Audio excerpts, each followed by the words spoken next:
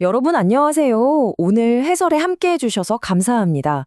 지금 대만에서는 정말 엄청난 말 그대로 기념비정의 법원의 변화가 일어나고 있거든요. 그동안 우리가 알던 단순한 쓰레기 치우기 수준이 아닙니다. 완전히 차원이 다른 순환경제로의 거대한 도약, 바로 자원순환촉진법에 대한 이야기입니다. 자, 그럼 본격적으로 파헤쳐볼까요? 수십 개나 되는 복잡다단한 조항들, 머리 아프시죠? 딱 네 가지 핵심으로 깔끔하게 정리해 드릴게요. 기존 선형 경제가 가진 함정, 생산 단계부터 시작되는 녹색 설계, 우리 같은 소비자들의 권리 강화, 그리고 이를 뒷받침하는 시스템적 지원과 혁신. 이렇게 순서대로 빠르게 짚어보겠습니다. 첫 번째, 선형 경제의 함정입니다.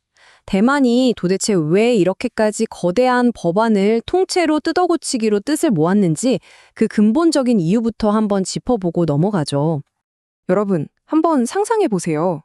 우리가 매일 쏟아내는 쓰레기를 더 이상 버릴 공간이 문자 그대로 완전히 바닥난다면 어떨까요? 당장 우리 집 거실에 쓰레기산이 쌓인다고 생각해 보세요. 끔찍하죠?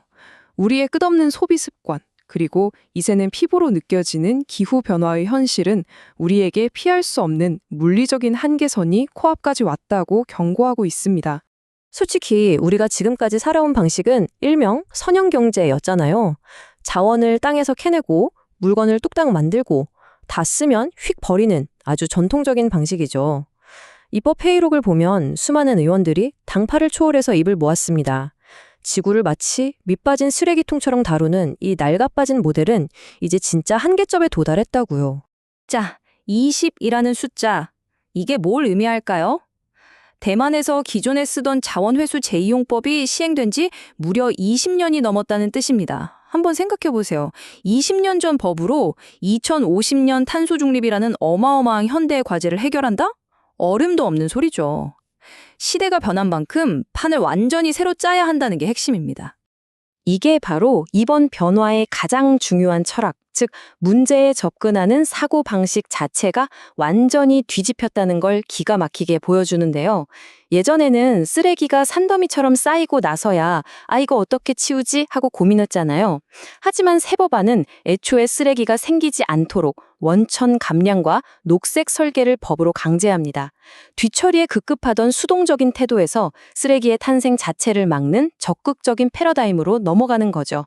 자, 그럼 두 번째 주제, 생산지에서의 녹색 설계로 넘어가 보겠습니다. 이제 우리 집 쓰레기통에서 눈을 돌려 제조사의 공장 한복판으로 쑥 들어가 보죠.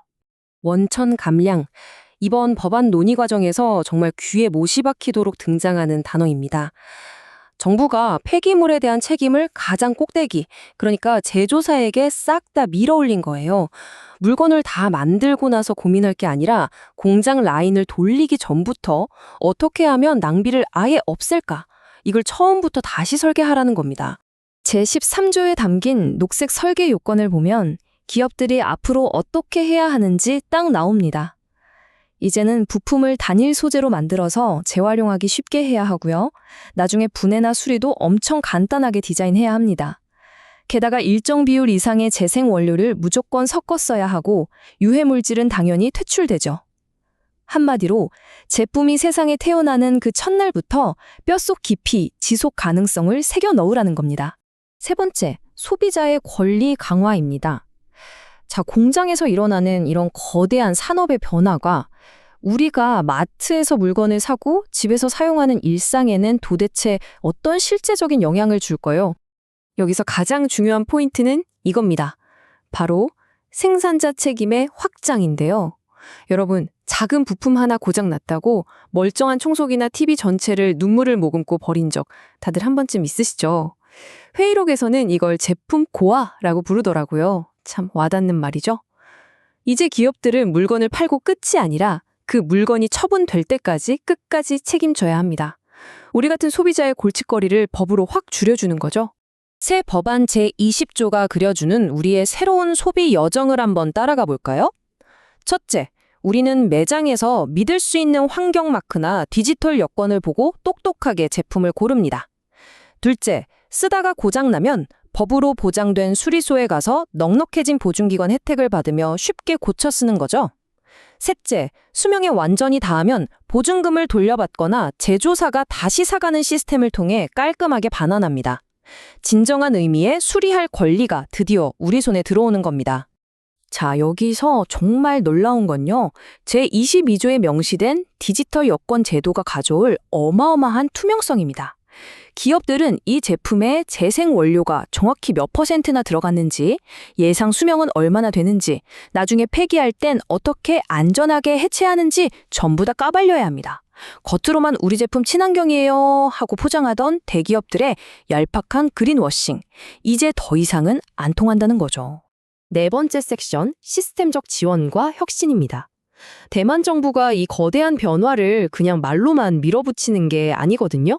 이 전환을 성공시키기 위해 어떤 빵빵한 경제적 엔진을 준비했는지 살펴볼게요. 제36조에 등장하는 규제 샌드박스.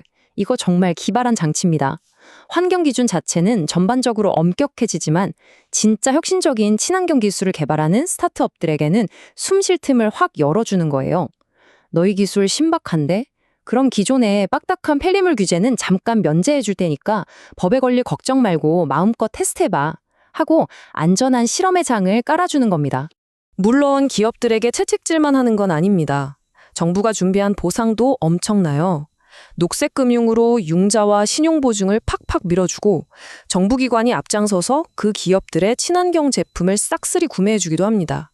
게다가 순환산업 전용 부지를 따로 내어주고 원주민 협동조합 같은 곳에는 두둑한 재정 지원까지 약속하고 있어요. 자원순환에 앞장서면 정부가 돈과 행정력을 아낌없이 쏟아부어주겠다는 아주 강력한 시그널이죠. 하지만 끝까지 우린 예전 방식대로 할래 하고 버티는 기업들에겐 이 법안이 아주 매서운 이빨을 드러냅니다.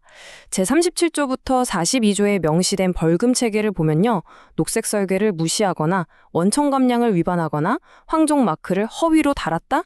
그러면 대만 달러로 수천에서 수십만 원에 달하는 뼈아픈 금전적 처벌을 받게 됩니다. 이제 변화는 선택이 아니라 필수다 라고 쐐기를 박는 거죠. 자, 입법위원회에서 수없이 오고 간 그 복잡한 법조항들, 결국 이 한 문장으로 완벽하게 요약될 수 있습니다. 자원순환은 단순히 쓰레기 분리수거를 더 잘하자는 게 아닙니다. 모든 자원이 가진 잠재력을 100% 끝까지 짜내어 쓰는 사회를 만들자는 겁니다. 네, 맞습니다.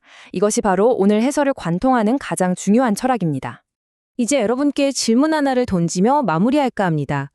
대만이 그리고 있는 이 거대하고 새로운 법적 청사진, 과연 이게 앞으로 여러분이 내일 당장 물건을 사고 쓰고 버리는 방식을 어떻게 바꿔놓게 될까요? 완전히 뒤바뀔 우리 일상의 모습, 상상만 해도 흥미롭지 않으신가요? 앞으로 이 법안이 어떻게 세상을 바꿔나갈지 호기심을 가지고 함께 지켜보시길 바랍니다. 오늘 해설은 여기까지입니다. 함께 해주셔서 감사합니다.